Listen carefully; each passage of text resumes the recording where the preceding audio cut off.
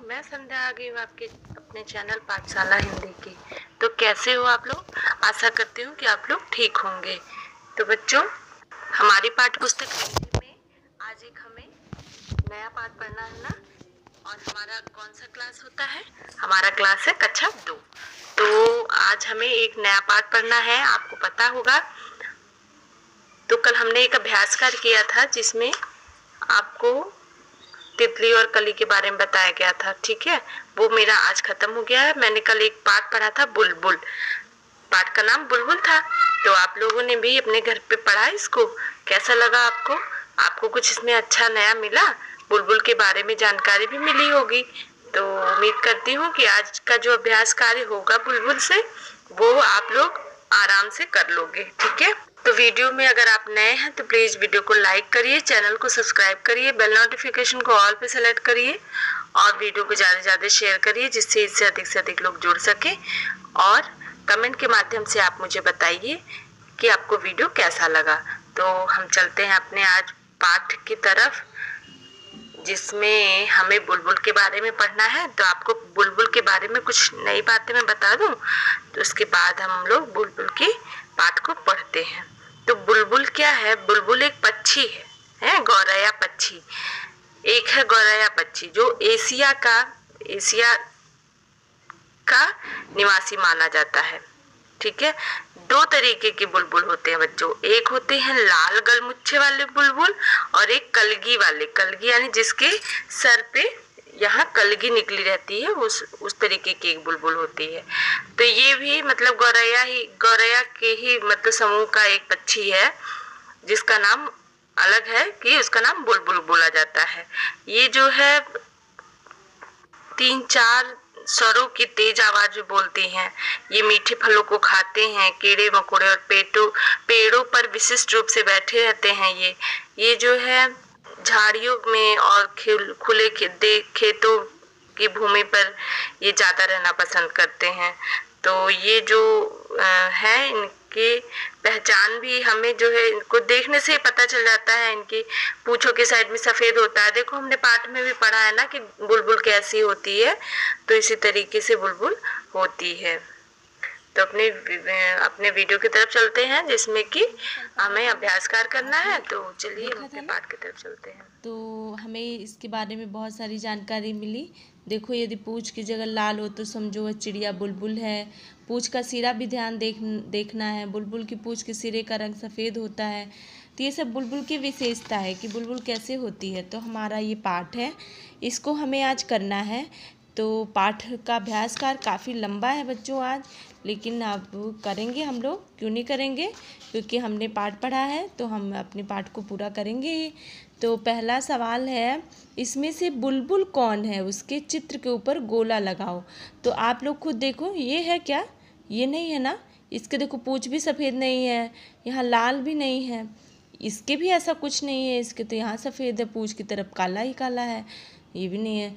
तो हमारा जब ये भी नहीं है, ये भी नहीं है, तो इन दोनों को हम गलत कर देंगे। ये भी गलत, ये भी गलत, और ये हो जाएगा सही। तो ये हो गई हमारी बुलबुल। तुमने बुलबुल को कैसे पहचाना? तो हमने बुलबुल को कैसे पहचाना? हमें पता है कि बुलबुल के पूंछ की साइड में काला होता है ना। और हमें जो है आखिरी भाग सफ़ेद होता है, सॉरी यहाँ पे सफ़ेद होता है, नहीं है वहाँ। इसके सफ़ेद नहीं, इसके भी नहीं है, तो इसलिए ये हमें पता चल गया। पूंछ का भीतरी लाल होता है, यहाँ देखो, यहाँ लाल है ना। अब ध्यान से देखो, ये देखो, ये देखो, ये लाल है ना, दिख रहा है ना आपको? ये देखिए लाल है ना। तो इससे हमें पता चला कि ये जो है बुलबुल है। और भूरे रंग की होती है, ये भूरा भी रंग है, आप देखो ध्यान से, ये देखो भूरा है, और ये सर इसका काला है। तो इससे हमें पहचान में मिला कि हमने बुलबुल को पहचान लिया कि ये ही बुलबुल है। मैंने बुलबुल को पहचाना। तो हमने बताया ना, हमने पाठ में भी इसके निशान दिए हुए हैं कि कैसे हमें बुलबुल को पहचानना है। तो इसलिए हम बुलबुल को पहचान गए। अगला सवाल है, सिपाही बुलबुल। सिपाही बुलबुल के सिर पे काले रंग की कलगी होती है। आपने पढ़ा था। ऐसे कुछ पक्षियों के नाम सोचो जिनके सिर पर कलगी होती हो और उसका रंग क्या होता है। तो हम मुर्गा देखा आप लोगों ने?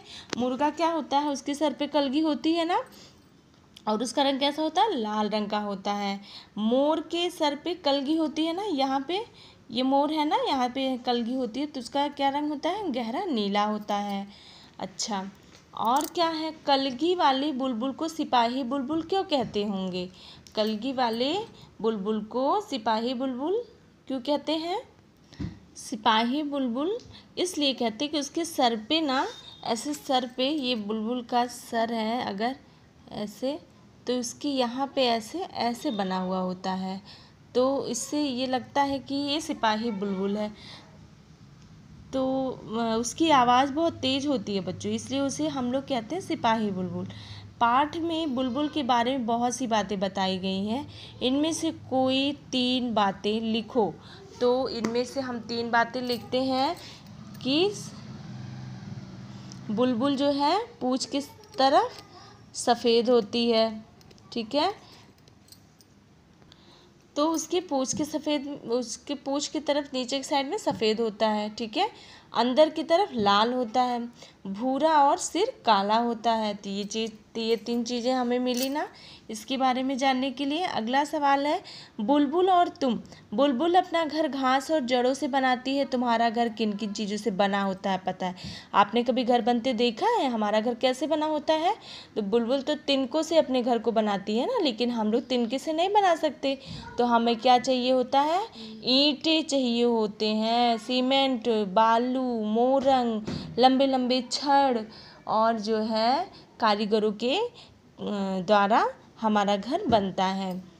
अच्छा, बुलबुल क्या खाना पसंद करती है, तुम्हें क्या पसंद है? तो बुलबुल कीड़े मकोड़े खाती है, ताज़े ताज़े फल खाती है, और जो है मटर के दाने खाती है, तो ये बुलबुल खाती है। लेकिन हमें तो ये सब नहीं पसंद, हमें तो अच्छे अच्छे खाना पसंद है ना, जैसे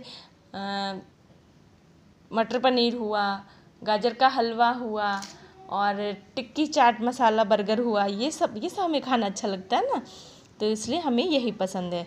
बुलबुल ऊंची आवाज़ में बोलती है, तुम में से कौन सी ऊंची आवाज़ में बोलता है, कब?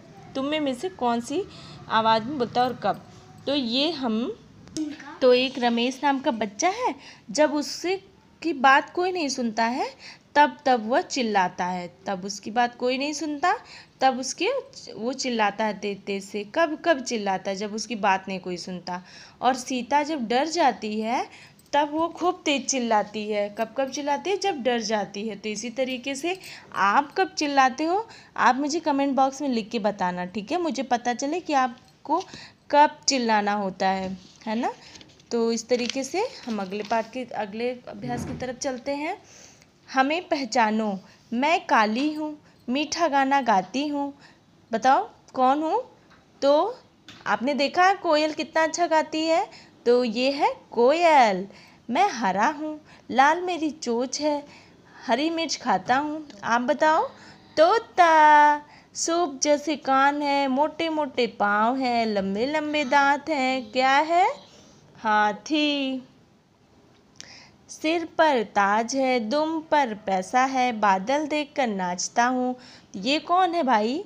ये तो मोर है, मोर। घर में आता हूँ, सारी चीज़ें कुतर जाता हूँ, तो कुतरता कौन है? शेर थोड़ी कुतरता है, कौन कुतरता है घर में रह करके? चूहा बहुत सामान नुकसान करता है ना। इस तरीके से हमारा ये सवाल भी पूरा हो गया। कविता लिखो, बुलबुल या किसी और पक्षी पर कविता लिखो। तुम अपनी सहेली या दोस्तों के साथ मिलकर भी कविता लिख सकते हो। तो हमने थोड़ा सा लिखा है, आप उसके बाद हमको बताना आपको कैसा लगा। टेंटे का शब्द सुना, झट से बाहर मैं निकला, देखा पेड़ पर बैठा हरे रंग का एक तोता। तो ये तो मैंने ऐसे लिख दिया।